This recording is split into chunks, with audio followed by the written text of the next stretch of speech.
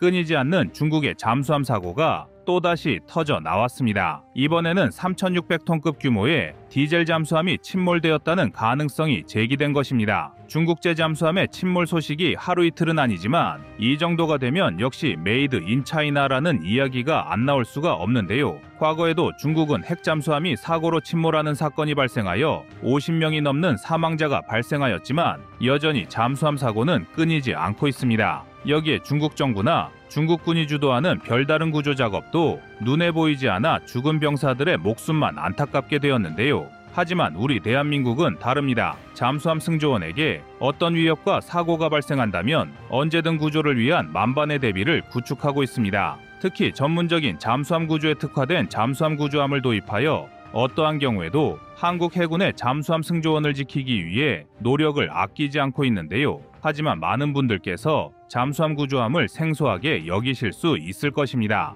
그래서 준비했습니다. 오늘은 대한민국의 잠수함 전력을 지원하는 잠수함 구조함에 대해 자세히 알려드리겠습니다. 여러분, 광고 아닙니다. 꺼리튜브에서 구독자 이벤트를 진행합니다. 꺼리튜브의 구독자이면서 저의 영상 댓글창에 좋아요와 아무 댓글만 달아주시면 7월 한 달간 총 150분을 추첨해 인터넷 최저가 기준 약 7만원 상당의 홍삼정을 무료로 드리겠습니다. 구독자분들의 많은 참여 부탁드립니다. 당첨 결과는 8월 5일 커뮤니티를 통해 공지해드리겠습니다. 지금까지 전 세계의 모든 해군 역사를 통틀어 세계 최악의 잠수함 참사는 러시아의 쿠르스크함 침몰 사건입니다. 쿠르스크함은 러시아가 자랑하던 핵잠수함이었지만 군사훈련 중에 발생한 폭발 사고로 인해 침몰하였습니다. 하지만 최악의 잠수함 참사로 남은 것은 단순히 주력 핵잠수함이 침몰했기 때문이 아닌데요. 당시 탑승해 있던 승조원 118명 중 23명이 침몰 이후에도 잠수함 내부의 에어포켓에서 최대 8시간 정도 생존해 있던 것으로 추정되었으나 러시아의 미흡한 대처로 인해 23명의 생존자마저 구조에 실패했습니다. 쿠르스크함 침몰 사건은 사고를 은폐하려는 푸틴과 러시아 당국의 무책임함에서 비롯된 참사이기도 하지만 침몰한 잠수함을 상대로 마땅한 구조 장비가 마련되지 않았다는 점도 참사의 확대에 많은 영향을 미쳤는데요. 해당 참사는 여러 군사 강국이 잠수함 승조원에 대한 원활한 구조를 돕고 생존율을 증대시킬 수 있는 잠수함 구조함에 대한 연구를 더욱 활발히 진행하게 된 계기가 되기도 하였습니다. 또한 잠수함 승조원의 생존율을 높여야 하는 이유는 비단 쿠르스크함 침몰 사건에만 국한된 것이 아닙니다. 잠수함은 현대 해군 전력에서 가장 중요한 전략 자산일 뿐만 아니라 여기에 탑승하는 승조원들은 해군에서도 가장 뛰어난 장교와 부사관을 선발하여 1년 이상의 교육 과정이 필요합니다. 그야말로 인력과 장비 모두 국가안보의 핵심 자산이라고 해도 과언이 아닌데요. 하지만 그 어떠한 병과보다도 사망률이 높은 직책이 잠수함 승조원입니다. 실제로 4만 명의 독일 유보트 승조원 중에서 전사자만 3만 명이 발생했으며 같은 시기에 미군에서도 잠수함 승조원의 사망률은 전 병과 중에서 가장 높았습니다. 그만큼 잠수함 승조원들의 생존율을 향상시키는 것은 곧 자국의 병력을 보호하고 강력한 해군력을 유지하는 중요한 사항입니다. 그리고 우리 대한민국도 잠수함 승조원의 생존성을 향상하고 보다 원활한 구조 작업을 위해 새로운 잠수함 구조함의 도입을 눈앞에 두고 있는데요. 기존에 운용하던 3,200톤급의 청해진함보다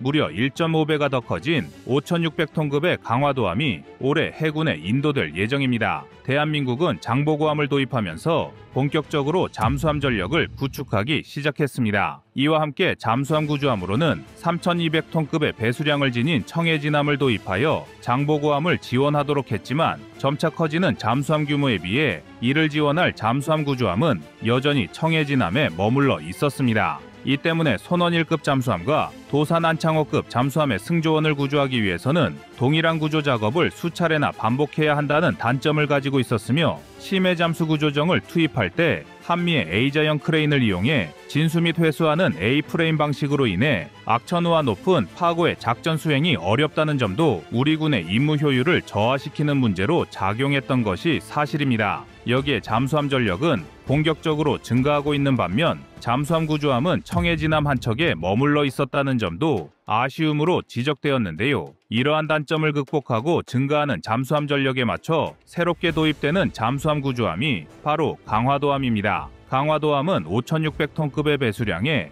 120m의 길이를 자랑하며 청해진함에는 없었던 센터웰 시스템을 탑재하였습니다. 청해진함은 선미에서만 바다로 연결된 통로가 있었던 반면에 강화도함은 함정의 중앙에서 수직으로 바다까지 연결된 센터웰 시스템을 구축한 것인데요. 이러한 센터웰 방식의 최대 강점은 4m의 높은 파고에도 심해 잠수 구조정을 수심 500m까지 손쉽게 진수가 가능하게 만들어 구조 성공률을 혁신적으로 끌어올릴 수 있다는 것입니다. 청해진함을 비롯하여 각국이 운용하고 있는 구조함은 한미에서 기중기를 이용하여 심해 잠수 구조정을 진수하기 때문에 파고가 높아 선체가 흔들리면 심해 잠수 구조정을 진수하는 것조차 어려움을 겪었습니다. 하지만 센터웰 시스템을 탑재한 강화도함은 이제 더 이상 파고로 인해 구조 작업이 지연되는 문제를 겪지 않아도 된다는 것인데요. 심지어 우리 대한민국의 강화도함은 전 세계에서 두 번째로 센터웰 시스템을 탑재하여 국제적으로 압도적인 기술력을 인정받았습니다. 더욱 놀라운 점은 여기에 더해 자동함 유지 장치와 결합하여 파도나 해류와 관계없이 함정의 위치를 정확하게 유지할 수 있습니다. 결국 자동함 유지 장치를 통해 파고의 영향을 받지 않은 상태에서 구조함이 정확한 위치를 유지하고 센터웰 방식으로 수심 500m까지 심해 잠수 구조정을 진수해 잠수함 내 승조원 최대 17명을 효과적으로 구출해낼 수 있다는 걸 의미합니다. 그런데 강화도함의 임무는 여기서 끝이 아닙니다. 한국의 강화도함은 유사시 잠수함에 대한 구조 임무에만 국한된 것이 아니라 언제든 잠수함의 임무를 지원할 수 있는 시스템까지 구축하고 있습니다. 강화도함은 UH-60급 헬기 한 대와 고속 단정 2대를 탑재할 수 있고 잠수함에 대한 유류 등 군수 지원 능력도 보유하고 있습니다. 이는 마치 공군에서 운용하는 공중급유기와 비슷한 역할로서 대한민국 해군 잠수함의 작전 지속 능력을 향상시킬 수 있습니다. 말 그대로 한국 잠수함의 임무를 전천후로 지원해 줄 수 있는 군자산이라 할 수 있는데요. 이 밖에도 잠수사의 안전을 위한 감압시설 등을 보유하고 있어 구조 임무에 투입될 한국 잠수사들의 안전까지도 철저하게 보호할 수 있도록 각종 첨단 시스템을 구축하고 있습니다. 그만큼 강화도함은 잠수함 구조함으로써 대한민국의 해군 작전 능력을 지금보다 한층 더 강력하게 만들어줄 것으로 기대를 모으고 있습니다. 실제로 우리 대한민국 해군은 잠수함 구조함을 여러 작전에 투입하여 뛰어난 성과를 거두어 왔습니다. 지난 1998년에는 북한의 반잠수정이 전남 여수시의 해안에서 발견되어 한국의 초기함에 의해 격침된 사건이 있었는데요. 한국 해군에 의해 격침된 북한의 반잠수정은 150m의 심해로 가라앉았으며 침몰한 적의 반잠수정을 인양하는데 청해진함이 투입되었습니다. 인양작전에 투입된 청해진함은 반잠수정의 위치를 탐지하고 심해 잠수 구조정과 SSU 대원들을 투입하여 침몰한 반잠수정을 인양하는 데 성공하였습니다. 150m의 수심에서 침몰한 잠수정을 인양한 것은 전 세계 역사에서도 유례를 찾아볼 수 없는 인양 기록이며 적의 장비를 인양하여 분석할 수 있었다는 점에서 대한민국의 국가안보에 매우 지대한 영향을 미쳤다고 해도 과언이 아닌데요. 또한 한국의 잠수함 구조함은 북한이 발사한 미사일의 발사체 잔해를 인양하는 과정에서도 맹활약을 펼치고 있습니다. 미사일 발사체의 잔해를 확보하는 것은 북한의 미사일 기술을 분석하고 제원과 성능을 밝혀낼 수 있는 중요한 단서입니다. 따라서 한국의 미사일 방어 체계를 강화하기 위해서는 반드시 획득해야 하는 군사기밀이라 할 수 있는데 바다에 떨어진 발사체는 그 무게로 인해 심해로 가라앉게 되면서 군 당국에서 이를 확보하는데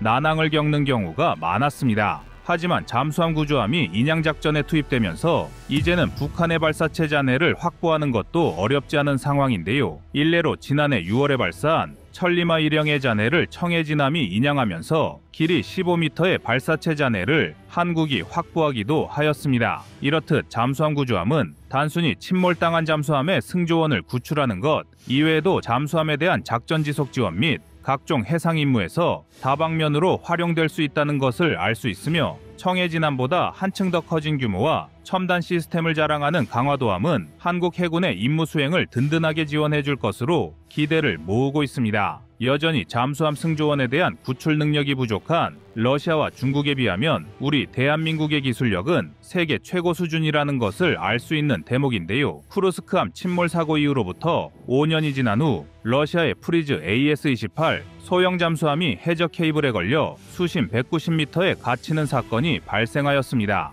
하지만 러시아는 자력으로 구조가 어려워 영국, 미국, 일본의 지원을 받아 탑승자 7명을 구출하였습니다. 또한 중국은 우한시 창작연안에 우창조선소에 정박하고 있던 중국 해군의 3600톤급 디젤 잠수함 한 척이 자취를 감추었는데요. 이에 대해 대만 언론은 중국이 주변 해상의 엷은 기름막을 제거하기 위해 기중기선을 투입해 방제 작업을 수행했다고 전하며 침몰설을 제기한 건데요. 미국 군사매체 워존도 잠수함의 침몰설에 의견을 보태기도 했습니다. 이렇듯 잠수함은 생존 확률이 매우 적은 위험한 임무를 수행함에도 불구하고 러시아와 중국은 여전히 그들을 구조하는 부분에서 뒤처진 기술력을 드러내고 있습니다. 무수한 자국 병력의 죽음에도 별다른 구호 조치나 장비 보강이 이루어지고 있지 않는 것인데요. 하지만 우리 대한민국은 청해진함의 뒤를 이어 강화도함까지 도입하게 되면서 앞으로 임무를 수행할 잠수함 승조원에 대한 철저한 지원을 구축하고 있습니다. 군에서 작전 계획을 수립할 때는 장명 5개항에 맞춰 작전을 수립하는데요. 이때 네 번째 항목이 작전 지속 지원입니다. 그만큼 작전에 대한 지원은 우리 군의 임무 성공에 있어 매우 중요한 요소입니다. 그리고 우리 대한민국은 잠수함의 보유 수량과 규모만 증대시키는 것이 아니라 이러한 작전 지원을 위한 구조함까지 새롭게 구축하고 있습니다. 한국 잠수함을 든든하게 뒷받침할 세계 최고의 잠수함 구조함에 대해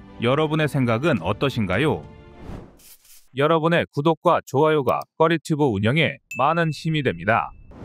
다음은 24년 7월 23일 잠수함 기공식 개발 영상입니다. 최근 장보고3 배치2 2번함의 기공식이 개최되며 대한민국의 잠수함 개발 사업이 차질 없이 진행되고 있음을 다시 한번 증명했습니다. 무기체계 개발은 완료 시기가 앞당겨질수록 비용적인 측면이나 전력 증강 측면에서 많은 이점이 발생하는데요. 대한민국은 성능은 물론 개발 속도에서도 타의 추종을 불허합니다. 이렇게 빠른 속도는 기술적 완성도와 생산 인프라, 그리고 숙련된 개발진과 엔지니어들이 있기 때문에 가능한 일이라고 할 수 있습니다. 일례로 KF-21은 2015년 개발이 시작되어 2022년 첫 비행에 성공하면서 약 7년이라는 경이적인 속도로 이루어졌습니다. 그리고 장보고3 배치2 1번함은 작년에 기공식을 가졌는데 1년 만에 2번함의 기공식을 가진 것을 보면 이번 잠수함 사업 역시 빠르게 진행되는 것을 알 수 있습니다. 대한민국의 무기 개발이 빠르게 진행되는 것은 전략적 접근에 기인한 것입니다. 한국은 무기 개발에 있어 기술 독립을 중요한 목표로 삼고 있으며 이를 위해 지속적인 연구개발 투자와 국내 방산업체의 역량 강화를 추진해왔고 이렇게 축적한 역량이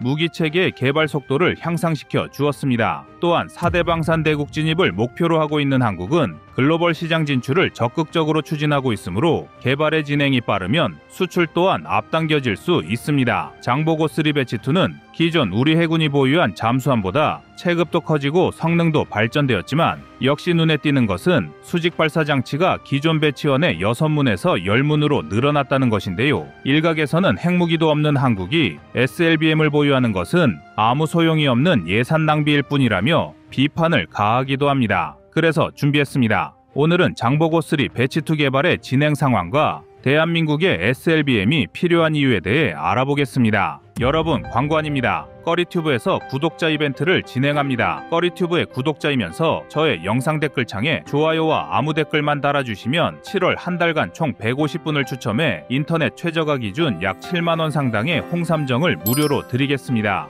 구독자분들의 많은 참여 부탁드립니다. 당첨 결과는 8월 5일 커뮤니티를 통해 공지해드리겠습니다.